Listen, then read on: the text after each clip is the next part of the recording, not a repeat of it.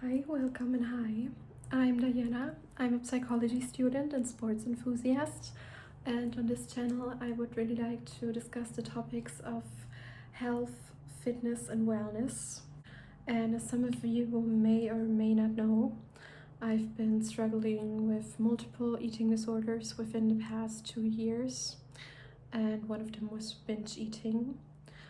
And today I get to proudly confirm I'm binge free and I have a very neutral relationship with food and nourishment. And therefore, I would love to share my advice on how to get binge free. I wrote a script that I would really like to present you towards that topic. And disclaimer, I am still in therapy myself to deal with the events of the past year, as these are outrageously traumatic to the body and mind, and I would recommend each and everyone who's struggling in regards of nutrition and has the privilege to invest in therapy to do so. My first advice would be one I knew before my eating disorder journey has started. But I would really like to share.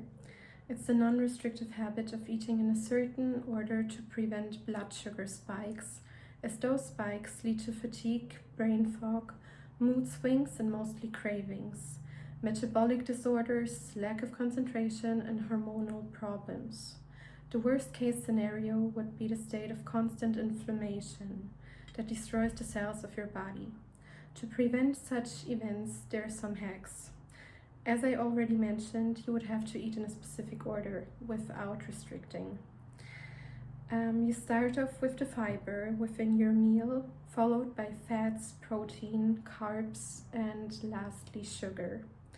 If you find yourself in a situation where you're not able to eat in that specific order, you can have a glass of water with apple vinegar before consuming something high in carbs, fats, or sugar to stabilize your blood sugar levels. And the next time you feel intense cravings, you should stabilize your blood sugar by drinking a glass of water with a spoon of vinegar. So if you happen to be in the situation of a blood sugar crash, you should try to get that vinegar before eating something, which could possibly prevent a binge. Blood sugar friendly snacks for in between your meals would be a combination of fiber, fats, and protein. My personal recommendations are Greek yogurt with a handful of almonds, an apple with a spoon of nut butter, most protein bars as they happen to be blood sugar friendly, carrots with a spoon of hummus, or cottage cheese with almond butter. At this point, this chronic order is internalized within me and an autonomic habit. If you want to know more about this topic, I would recommend you to read the book The Glucose Goddess Method by Jessie Inchuspe. Keeping your blood sugar in check is a great method to prevent binges, but wasn't the ultimate solution in my specific case, as my binge eating resulted out of being underweight and my leptin and ghrelin hormones were completely out of balance. And leptin, the hormone responsible for satisfaction, is mainly being produced in your stored body fat that I was lacking back then. My advice number 2 is the inclusion of all sorts of macros. I used to believe a high protein, low fat, and low carb diet would give me my dream body, when it factually kept me stuck in a cycle of binging and restricting. My hormones would be all messed up by the lack of fats within my diet. I would miss my period for almost 2 years, and my body would starve from energy storage, as I would do really intense cardio sessions and refuse to reload carbs later on because of the fear of gaining weight or interrupting my weight loss journey by the worst micronutrients within carbs and fats compared to protein. I really want you to understand you must include all sorts of macros into your diet, and speaking for myself and my body, high protein and low fat is a smart marketing strategy told by diet culture. I used to eat up to 400 grams of protein a day and wondered how I could possibly be starving. Today I do know better and finally get to experience myself satisfied after a meal without the constant 24 food noise and the binging on carbs and fats later on. Number 3, stop labeling your diet. Trust me when I tell you I tried them all.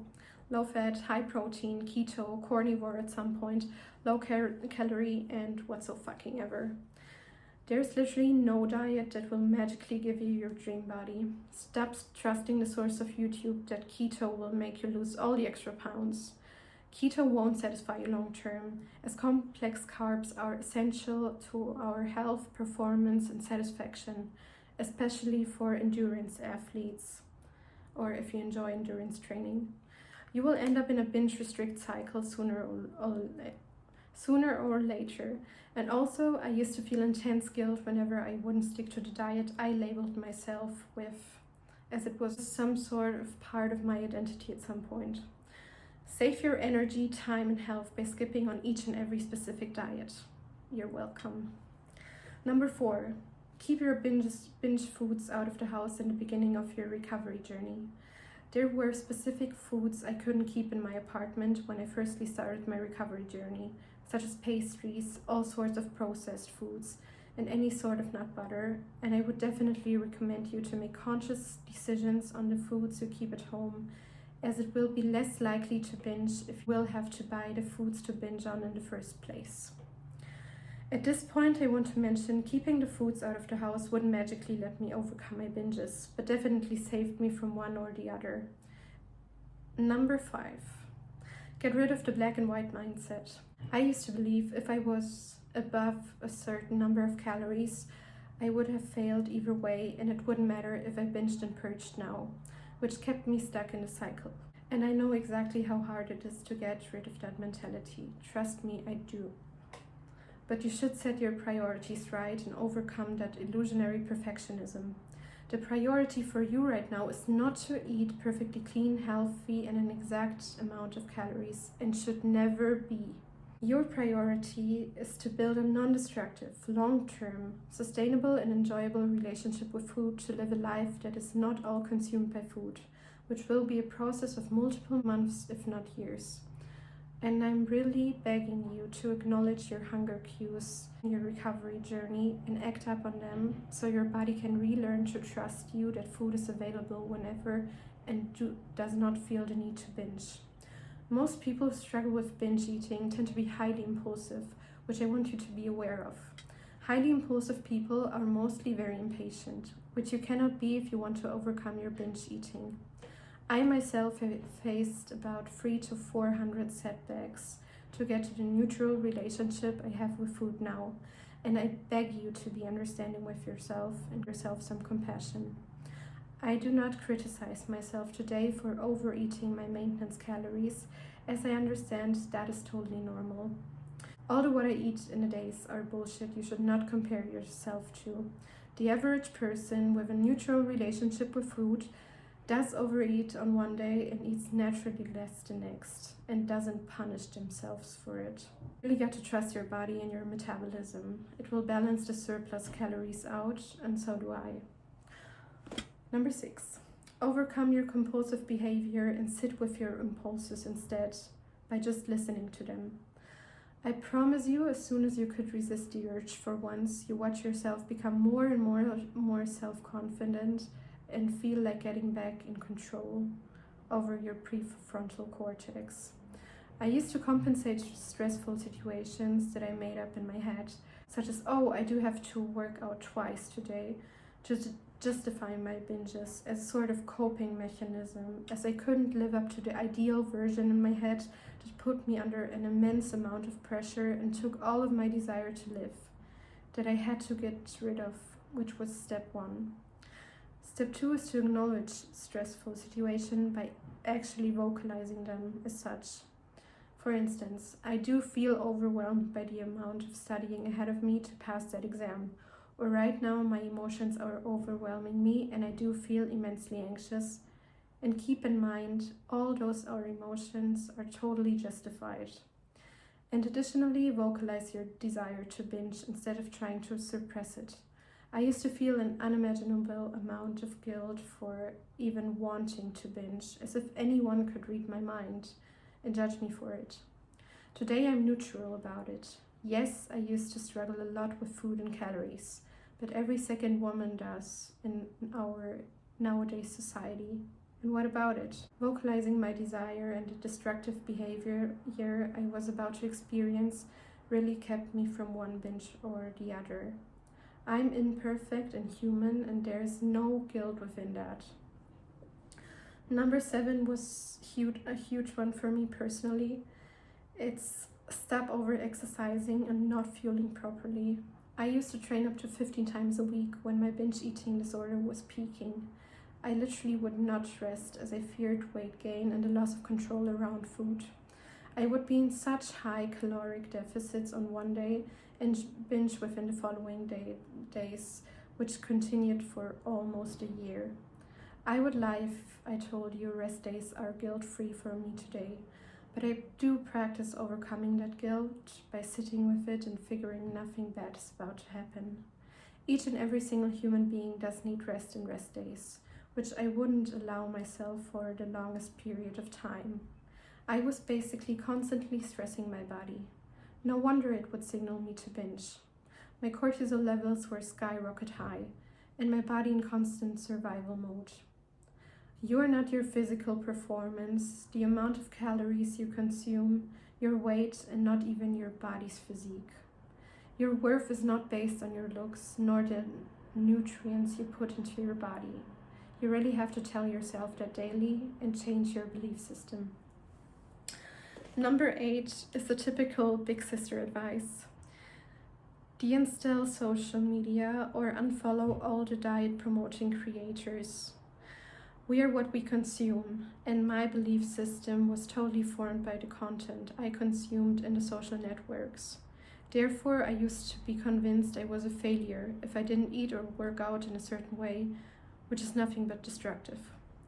I'm my own individual, with my individual needs, my individual habits, my individual metabolism, my individual physical activity, my individual gene expression, and my individual cultural background that is influencing my eating patterns. Number 9. As your recovery journey continues, you'll have to integrate your fear foods into your diet in order to signal your brain they don't have to be binged on, as they are available to you whenever you like. But you got to do it step by step. Challenge yourself by not overeating, binging on one of your fear foods one day at a time, and thereby you signal your brain there is no need to binge on them as you get comfortable around them, and you train your brain to consume them in moderation. 10 is to detach from the way your body looks and prioritize the way it functions and feels. Today, I do not feel the need to lose weight and therefore live up to a caloric deficit, as I know the effects of it and I'm sick of destroying my hormonal and physical health. The lack of sleep, the puffiness, the bloating, the constant fatigue, the food focus, the constipation, not being flexible in regards of my diet, not being able to participate in social activities, and not being able to perform at my sports. I'm sick of dieting and I love nourishing my body properly and the freedom I gain by doing so. I genuinely do not care about the way my body looks, as my knowledge of its performance makes me incredibly confident. My body is physically capable of running half marathons, swimming as much as I like, lifting heavy weights, growing muscle, and climbing each and every mountain I want. It is so powerful and doesn't have to shrink. I also love the calmness I gain when I feel nourished and how easily I enter a state of wholeness and content instead of constantly being unwell, angry, hungry, and quite literally sick. Shrinking will never ever bring you alignment within yourself. I can promise you this much. And my last advice for you would be to find other sources of dopamine than food. Easier said than done, I know. A game changer for me was rediscovering the sport I practiced as a kid. Expressing my truth through writing and creating YouTube videos around the scripts I wrote. Hiking in company, improving the relationships with my family and friends, and rediscovering reading as a source of pleasure, or even cooking the delicious, satisfying meals I enjoy. It's the simple things in life. I even started meditating and praying on a daily basis, which I would recommend each and every one. But that's a topic for another video.